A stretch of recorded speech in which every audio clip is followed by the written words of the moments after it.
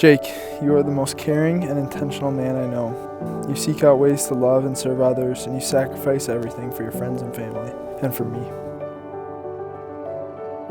You've demonstrated the love of Christ to me consistently throughout the last 4 years. You are dedicated to pushing yourself and me towards a more intimate relationship with Jesus. My prayer is that this day will serve as a model for all of our days to come, filled with God, our loved ones, immense joy, and unexplainable peace.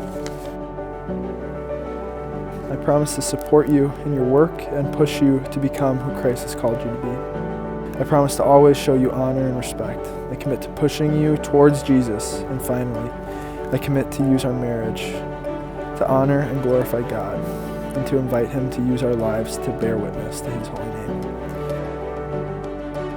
For anything I attempt to do on my own will be in vain. So I will run with you into the light, knowing that as we grow closer to God, we will always also grow closer together. As we are united into one, you have my full heart today, tomorrow, and forevermore. I am so excited to love, lead, and serve you till death do us part. For you are truly the one who my soul loves. I love you with all I have.